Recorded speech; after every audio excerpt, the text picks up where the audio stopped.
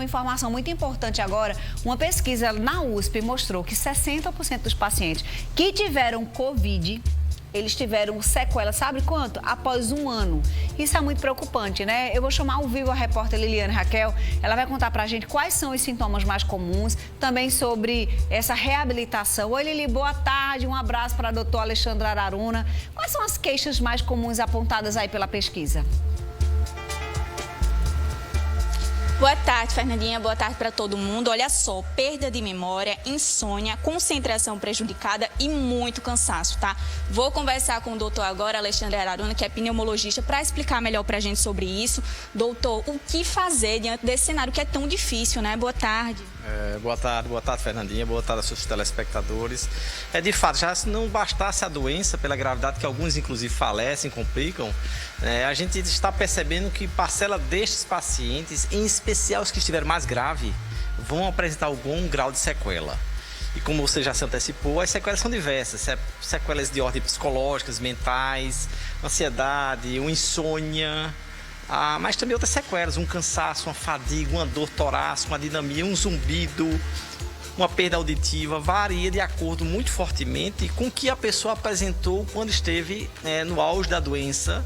E como eu falei, naqueles que tinham mais sintomas, que eram mais graves, que ficaram mais tempos dentro de hospital, que precisavam mais de medicação. Serão estes que vão ficar provavelmente com algum tipo de sequela, embora boa parcela destas sequelas, frise-se de passagem, elas serão passageiras. A gente tem como definir um prazo de quanto tempo essas sequelas vão perdurar ou não?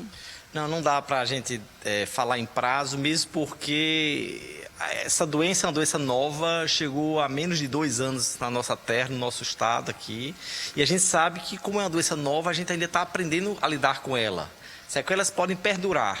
Inclusive, há momentos que sequelas serão pelo resto da vida. Imagine uma pessoa que esteve no UTI, entubado, traqueostomizado, ficou lá em ventilação mecânica por um bom tempo, tinha cicatriz em pulmão, cicatrizes que a gente chama de parcela dessas cicatrizes, aquelas que não, mas nunca retornam ao normal. Então, esta pessoa com certeza vai ter pelo resto da vida.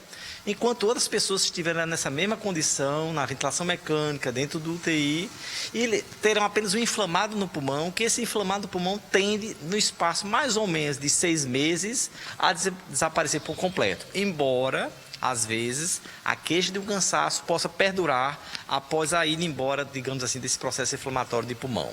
Esse cansaço, por exemplo, muita gente gosta de fazer atividade física, né, se exercitar, seria prejudicial para casos assim? A orientação que a gente costuma fazer às pessoas é que cada pessoa é uma pessoa e tem a sua digital específica. Logo, a doença também tem a sua digital específica neste organismo.